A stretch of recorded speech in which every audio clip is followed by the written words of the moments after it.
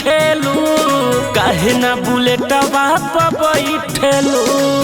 अरे बैठ जा ए हो चढ़ल जवनिया में आई ठेलू काहे ना बुलेटवा पे बैठेलू।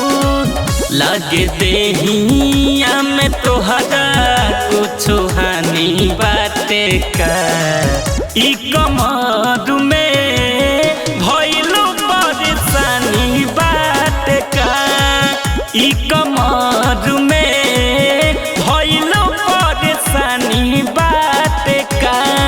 बड़ी एटीट्यूड बा हो।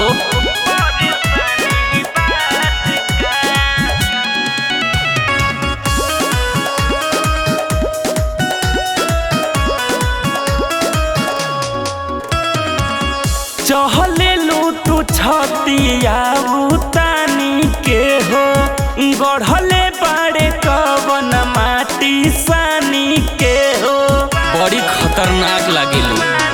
हाँ हाँ चहलेलू तू छतिया उतानी के हो गढ़ले बाड़े कवन माटी सानी के हो। तोर देखही में गदरल जवानी बाटे का ई कमर में भइलू परेशानी बाटे का ई कमर में भइलू परेशानी बाटे का। परेशानी बाटे का ई कमर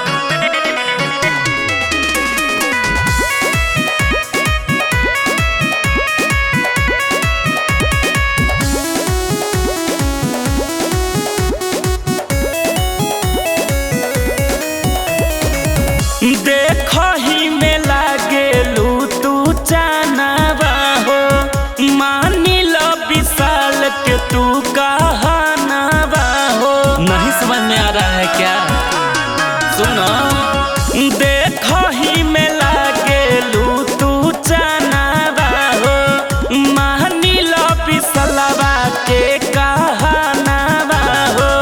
तोर चेहरा के उतरल पानी बाटे का ई कमर में भइलू परेशानी बाटे का ई कमर में भइलू परेशानी बाटे का।